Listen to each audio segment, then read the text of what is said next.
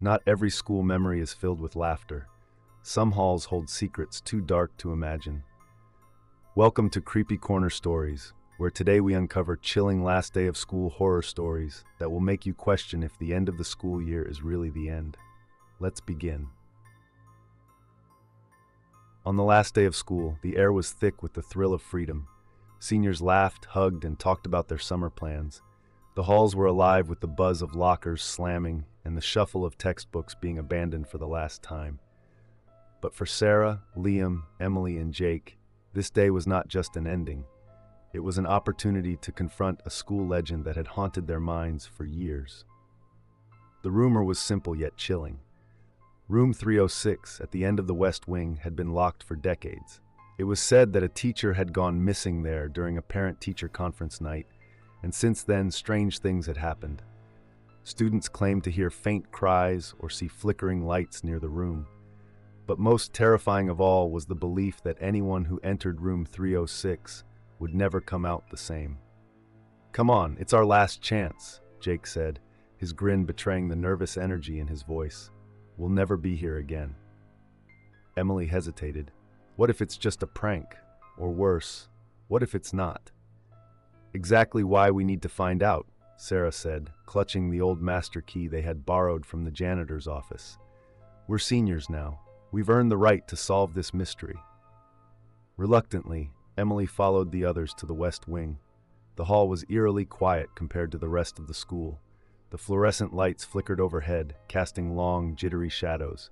When they reached room 306, the door was as unremarkable as any other, except for a faint layer of dust that coated the handle. Sarah slid the master key into the lock, her hands trembling slightly. As it turned, the door creaked open, revealing a room frozen in time. Desks were neatly arranged, and a chalkboard still bore the faint remnants of a lesson plan from decades ago. A faint, musty smell filled the air, mixed with something metallic. "See? Nothing to be scared of," Jake said, stepping inside. But as they entered, the atmosphere shifted. The air felt heavier, and an unnatural chill crept up their spines. Liam noticed a strange stain on the floor near the teacher's desk. It was dark and crusted, like dried blood. "This is messed up," Emily whispered, hugging her arms to her chest. "We should leave." "Not yet," Sarah said, her curiosity overcoming her fear. She walked toward the desk where an old notebook sat, its pages yellowed and brittle. The cover read Miss Harper's log. As Sarah flipped through it, her face turned pale. "What is it?" Liam asked, peering over her shoulder. It's a record of her last day here," Sarah said. "She writes about feeling watched, about shadows moving in the corners." Suddenly, the door slammed shut with a deafening bang, making them all jump.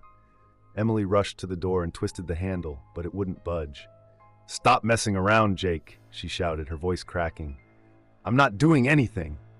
Jake protested, his face as pale as hers.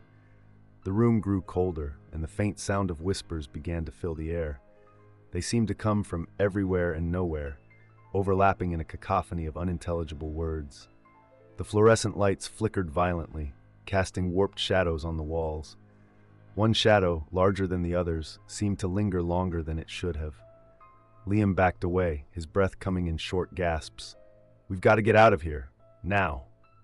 "The window," Sarah said, pointing to a small window near the ceiling. Jake climbed onto a desk to reach it, but as he touched the glass, it shattered into tiny shards that fell inward without any force applied. He jumped down, cradling his now bleeding hand. "This isn't normal," Emily cried. "We're trapped." Sarah flipped through Miss Harper's log, desperate for answers. Near the back, a single page was scrawled with the words, "Don't turn around." As if on cue, the whispers stopped. The silence was deafening. Slowly, they became aware of the sound of breathing that didn't belong to any of them. It was deep, guttural, and getting closer. "Don't turn around," Sarah whispered, tears streaming down her face. But the instinct to look was overpowering. Jake was the first to succumb. His head snapped toward the sound, and his scream filled the room. His body convulsed before collapsing to the floor, lifeless. The others clung to each other, their eyes squeezed shut, afraid to move. "Please," Emily sobbed. "Make it stop." And then, as suddenly as it began, the room fell silent. The weight in the air lifted, and the door creaked open. The three remaining friends bolted out, not daring to look back. When they reached the main hallway, the noise and light of the school returned as if nothing had happened. But Jake was gone. The authorities were called, but there was no trace of him. The school blamed a prank gone wrong, and room 306 was sealed again, this time with heavy chains. Sarah, Liam, and Emily never spoke of what they saw that day. But every year, on the last day of school, whispers could still be heard near the West Wing, growing louder, as if calling for someone new to enter the locked classroom. The last day of school was always bittersweet. The halls of Crestwood High were filled with laughter, hugs, and promises to stay in touch. Students were busily signing each other's yearbooks, leaving inside jokes and heartfelt messages. For Lisa, a quiet senior who kept mostly to herself, it was a chance to finally feel connected to her classmates. She stood by her locker, flipping through the pages of her yearbook. Among the messages from friends and acquaintances, one stood out. Written in sharp, angular handwriting, it read, "Lisa, it's been so long. Can't wait to see you again. Ellie." Lisa frowned. She didn't know anyone named Ellie. The name rang no bells, and she couldn't recall ever meeting someone with that handwriting. Assuming it was a mistake, she shrugged it off and went about her day. That night, Lisa sat on her bed, rereading the notes in her yearbook. She lingered on Ellie's message. Something about it felt off. The ink seemed slightly smudged, as if the letters had been written in a hurry. She decided to flip back to the class photos to see if there was an Ellie in her year. The pages crinkled as she searched. And there, at the very end of the senior portraits, was a face she didn't recognize. A girl with dark, piercing eyes and a slight smile stared back at her. Below the picture, the name read, Ellie Sanders. Lisa's stomach tightened. She couldn't remember Ellie being in any of her classes, and she was sure she had never seen her around school. Feeling uneasy, she Googled Ellie's name, but the search turned up nothing. The next day, Lisa mentioned Ellie's message to her friend Mia. "Ellie Sanders, are you joking?" Mia said, her eyes wide. "No, why?" Lisa asked, suddenly feeling a chill. "Ellie Sanders died 10 years ago," Mia whispered. "She was a senior here. They said she fell from the roof of the school on graduation night. Some people think she jumped, but others..." Mia's voice trailed off. Lisa's breath caught in her throat. "But her picture, it's in this year's yearbook. I saw it." Mia shook her head. "That's impossible. Her photo hasn't been in a yearbook since she died." Lisa felt her skin crawl. That night, she opened the yearbook again, flipping straight to the back where Ellie's picture had been. Her heart sank. The photo was gone. The space was blank, as if it had never been there. Her hands trembled as she flipped to the messages section. Ellie's note was still there, but now the ink had faded, the words barely legible. She tried to convince herself it was a prank, but deep down she knew something was wrong. The whispers started a few nights later. At first, they were faint, like distant voices carried by the wind. Lisa would wake up in the middle of the night, her room cloaked in darkness, and hear them. Soft murmurs that seemed to come from the direction of her yearbook. She'd turn on the light, heart racing, but the whispers would stop. The yearbook sat innocently on her desk, closed and still. She sat up in bed, her chest tight with fear. The yearbook seemed to hum with a faint energy. Unable to resist, she crossed the room and opened it. Ellie's note was now written in fresh, bold ink. Beneath it, new words had appeared. Turn to page 56. Lisa's hands shook as she obeyed. Page 56 was a collage of candid photos from school events. But in the bottom corner, there was a new image she hadn't noticed before. It was Ellie, standing on the school's roof, her face pale and her eyes hollow. Scrawled beneath the photo were the words, "Come find me." Lisa slammed the book shut and threw it across the room. The whispers stopped instantly, leaving an oppressive silence. She barely slept that night. The following day, she confided in Mia and two other friends, Mark and Jenna. They decided to investigate. That evening, they snuck into the school through an unlocked side door, making their way to the roof. The building was eerily quiet, their footsteps echoing in the empty halls. When they reached the rooftop access door, it creaked open with unsettling ease. The air was cold despite the summer heat, and the sky above was cloudless, the moon casting an eerie glow.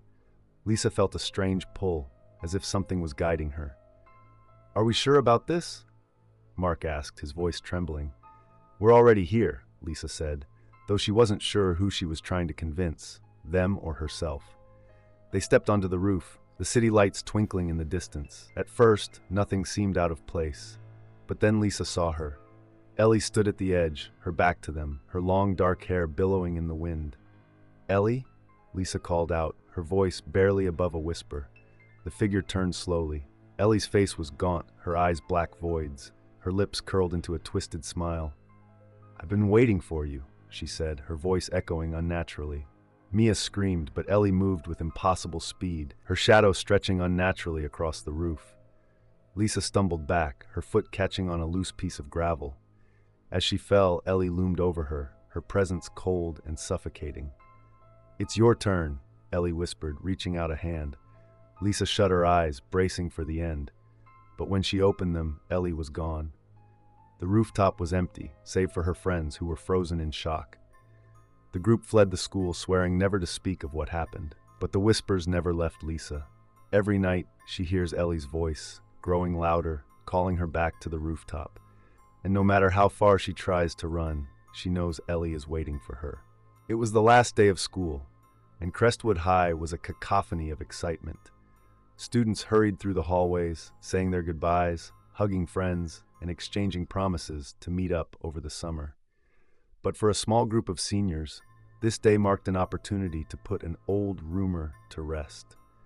The legend of the farewell bell had circulated for years. Supposedly, anyone who stayed in the school after the final bell on the last day of school would hear a second, ghostly chime at exactly 3 p.m. The sound of the bell, they said, would trap you in the school, forcing you to wander its halls for eternity. Most dismissed it as nonsense, but a few believed there was more to the story. "It's just a dumb urban legend," Ryan said, rolling his eyes as he leaned against a locker. "But hey, if you're all scared, I'll go alone." "We're not scared," Emily shot back, crossing her arms. "I'm just saying, maybe there's a reason no one's ever actually done it." "Or maybe everyone just chickens out," said Dylan, grinning. "Come on, it's our last chance. Let's see if the stupid bell actually rings." Emily sighed but relented. Joining her, Ryan and Dylan were Megan and Jason, two other friends who were skeptical but intrigued. As the rest of the students poured out of the building, the group lingered, finding a quiet spot in the main hallway to wait. By 2:55 p.m., the school was eerily silent. The once lively halls now felt oppressive, the air heavy. Sunlight streamed through the windows, casting long shadows that seemed to stretch unnaturally. The group tried to keep the mood light, joking about what they'd do if the bell actually rang. "Maybe it's like a portal to another dimension," Megan said with a nervous laugh. "Or maybe we just get locked in and have to live off vending machine snacks forever." "Better than the cafeteria food," Ryan quipped, earning a few chuckles. At 3 p.m., the first bell rang. The sound echoed through the empty school, sharp and clear. The group exchanged glances, their earlier bravado replaced with unease. 3 minutes to go," Dylan said, checking his watch. "Still not too late to bail." "We're staying," Emily said firmly, though her voice wavered. The seconds dragged on, each tick of the clock louder than the last. When the minute hand finally clicked to 3:03, the group held their breath. For a moment, there was nothing but silence. Then it came. The second bell was different from the first. It was deeper, more resonant, as if it were being rung from the depths of the earth. The sound reverberated through the halls, making the floor vibrate beneath their feet. The group froze, their faces pale. That was real," Megan whispered, her voice trembling. "Okay, joke's over," Ryan said, forcing a laugh. "Let's get out of here." They headed toward the main entrance, but when Ryan pushed on the doors, they didn't budge. He tried again, harder this time, but it was as if the doors had fused shut. "What the hell?" he muttered, panic creeping into his voice. "They won't open." "Try the side doors," Emily said, her voice tight. The group hurried to the nearest side exit, but it too was locked. Every door they tried refused to open. Even the windows, which had been easy to slide open earlier, were now immovable. "This isn't possible," Jason said, his eyes darting around. "It's like the school's alive." As they regrouped in the main hallway, the fluorescent lights began to flicker. The once bright beams now cast dim, erratic flashes, throwing the hallway into alternating light and shadow. And then, from somewhere deeper in the school, they heard it, a low, rhythmic thudding, like footsteps. "Is someone else here?" Megan asked, her voice barely above a whisper. Maybe a janitor, Dylan said, though he didn't sound convinced. Then why aren't they answering us? Emily asked, her eyes wide. The footsteps grew louder, closer. The group pressed themselves against the lockers, straining to see down the darkened hallway. A shadow appeared, long and distorted, stretching toward them as the footsteps approached. But there was no figure casting it. Run, Emily said, her voice breaking. They bolted, their footsteps echoing in the empty corridors. The building seemed to shift around them, hallways stretching longer than they should, doors leading to places they didn't recognize. It was as if the school itself was a labyrinth, twisting and turning to keep them inside. This isn't happening, Megan sobbed as they rounded another corner, only to find themselves back where they started. The shadow had followed them, growing larger and more defined. It moved with unnatural fluidity, seeming to pulse and writhe as it closed the distance. There's got to be a way out, Ryan said desperately, pulling on a nearby classroom door. To their surprise, it opened, and they rushed inside, slamming it shut behind them. The room was cold, the air stifling, desks were overturned, and the chalkboard was covered in nonsensical scrawls. In the center of the room stood an old bell, tarnished and cracked. It looked ancient, far older than anything else in the school. "What is that?" Jason asked, his voice shaking. "It's the bell," Emily said, her eyes locked on it. "The one we heard." The bell began to vibrate, emitting a low hum that grew louder and louder. The walls of the classroom seemed to lure close in, the scrawls on the chalkboard shifting and writhing like living things.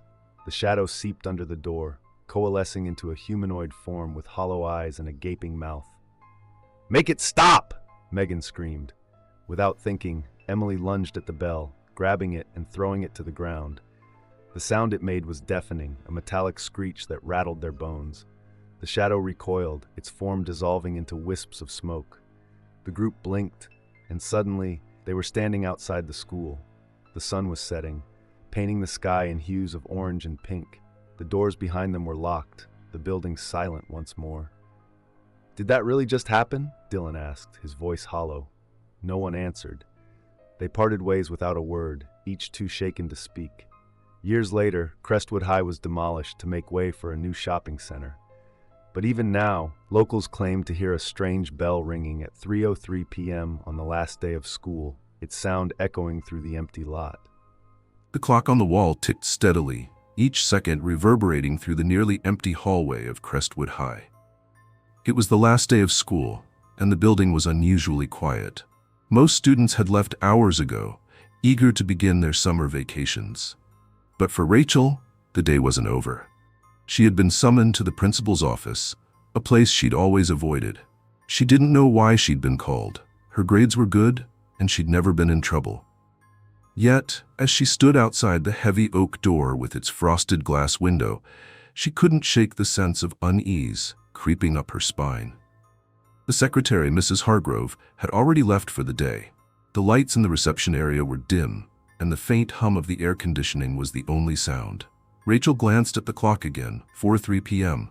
The final bell had rung hours ago. Gathering her courage, she knocked softly. "Come in." A deep voice called. Rachel pushed the door open. The office was dimly lit, the blinds drawn. Principal Hargrove sat behind his massive mahogany desk, his silhouette imposing against the fading daylight. He gestured for her to sit in one of the two chairs in front of him. "Rachel," he said, his voice calm but firm. "Thank you for coming." "Is everything okay?" she asked, trying to steady her voice. Principal Hargrove smiled, though it didn't reach his eyes. "I just needed to speak with you about something important." Rachel nodded, waiting for him to continue. But instead of speaking, he reached into a drawer and pulled out a worn leather journal. He placed it on the desk, its cover cracked and faded. "Do you recognize this?" he asked. Rachel shook her head. "No. Should I?" "This journal belonged to a student who attended Crestwood High many years ago," he said, his fingers tracing the edge of the cover. "A girl named Eleanor." The name sent a chill down Rachel's spine. She'd heard stories about Eleanor. 10 years ago, the girl had vanished without a trace on the last day of school. Rumors swirled that she'd been bullied or had run away, but no one knew for sure what had happened to her. "Why are you showing this to me?" Rachel asked, her voice barely above a whisper. Principal Hargrove opened the journal and slid it across the desk. The pages were filled with neat, looping handwriting. One entry was marked with a red bookmark. Rachel hesitated before leaning forward to read. May 30th, 2014. I'm so tired. Every time I try to tell someone what's happening, they look at me like I'm crazy. But it's real. I know it is. The principal's office isn't what it seems. He's not who he says he is. I have to find a way to stop him. If anyone finds this, please don't trust him. Rachel's hands trembled as she looked up. Principal Hargrove's expression was unreadable, his eyes fixed on her. What is this? She demanded, pushing the journal away. Eleanor was troubled, he said, his tone measured. She had an active imagination. Rachel stood, her chair scraping against the floor. I don't understand why you're showing this to me. Principal Hargrove's smile returned, cold and unsettling. Because, Rachel, I think you do understand. Eleanor wasn't the first student to write something like this, and she wasn't the last. Rachel's heart pounded in her chest. She backed toward the door, but it slammed shut on its own. She whipped around, her breath hitching as she grabbed the handle. It wouldn't budge. You're making a mistake, Principal Hargrove said, rising from his chair. His shadow stretched unnaturally long, creeping across the floor toward her. Let me out, Rachel said, her voice shaking. I wish I could, he said, his voice low and almost mournful, but the office has chosen you now. The room seemed to warp around her. The walls twisted, the bookshelves stretching impossibly high. The air grew cold, and the faint smell of burning paper filled her nostrils. Rachel's vision blurred as the shadows closed in, their shapes flickering and shifting like living things. Please, she begged, tears streaming down her face. Principal Hargrove's form began to change. His skin darkened, his features elongating into something monstrous. His eyes glowed faintly, twin orbs of malevolent light. Eleanor tried to fight it too, he said, his voice echoing unnaturally. But the office doesn't let go, not until it's finished. Rachel's screams echoed through the school, but no one was there to hear them. The clock on the wall ticked steadily, its hands frozen at 4:03 p.m. The next morning, Crestwood High was bustling once again. Teachers prepared for summer cleaning, and students who had forgotten belongings came to retrieve them. No one seemed to notice the absence of Rachel, or the faint smell of burning paper that lingered in the hallway outside the principal's office. Inside, the heavy oak door stood slightly ajar. On the desk, a worn leather journal lay open, its pages blank except for a single line. The office is always hungry. It was the last day of school, and the air was buzzing with excitement as students filed onto the big yellow school buses, eager to start their summer vacation. For many, the ride home marked the official beginning of freedom. For Olivia, though, it would be a ride she would never forget. Olivia was a quiet, studious girl who usually sat alone on the bus. She didn't mind. She liked watching the world pass by through the window. But today, something felt off. As she climbed the steps and greeted Mr. Carlson, the bus driver, she noticed his usual cheerful demeanor was replaced by a strange, vacant stare. "Everything okay, Mr. Carlson?" she asked hesitantly. He didn't respond. Instead, he motioned for her to take a seat. Uneasy but not wanting to make a scene, Olivia walked down the aisle and sat in her usual spot near the middle of the bus. She noticed the other students whispering among themselves, some casting nervous glances toward the driver. The bus lurched forward and the chatter died down. Olivia pulled out her headphones, hoping to drown out her unease with music. But as the bus took an unexpected turn, she glanced up. They weren't heading toward the usual route home. "Hey, this isn't the way to my stop," a boy named Lucas called out from the back. "Yeah, where are we going?" another student asked, her voice tinged with nervousness. Mr. Carlson didn't answer. His hands gripped the steering wheel tightly, his knuckles white. The bus picked up speed, careening down a narrow, winding road surrounded by dense woods. Olivia's heart began to race. "Mr. Carlson?" she called, her voice trembling. "You're going the wrong way." Still no response. The students started to panic, some standing up in their seats, others banging on the windows. The bus seemed to accelerate with each passing moment, the trees outside blurring into a dark green haze. Suddenly, the bus screeched to a halt, throwing everyone forward. The engine rumbled, but didn't shut off. The doors hissed open, and Mr. Carlson stood, his movements stiff and unnatural. Without a word, he stepped off the bus and disappeared into the woods. The students sat in stunned silence. "What just happened?" Lucas asked, breaking the silence. "We need to get out of here," Olivia said, standing up. She moved toward the front of the bus, her heart pounding. "Someone call for help." "There's no signal," a girl near the back said, holding up her phone. The others checked their devices, confirming the same. Olivia reached the driver's seat and stared at the controls. She didn't know how to drive a bus, but she couldn't just sit there. As she studied the unfamiliar dashboard, a strange sound came from outside. A low, guttural growl that sent chills down her spine. "Did anyone else hear that?" she whispered. The growl grew louder, joined by the sound of snapping branches. The students huddled together, their fear palpable. From the shadows of the woods, shapes began to emerge. At first, they looked like animals, but as they drew closer, Olivia realized they were wrong. Their limbs were too long, their eyes too bright. They moved with an unnatural, jerking gait. "Get back!" Olivia yelled, her voice breaking. The creatures surrounded the bus, their glowing eyes peering through the windows. One of them slammed a hand, or what should have been a hand, against the glass, leaving a smear of dark, viscous liquid.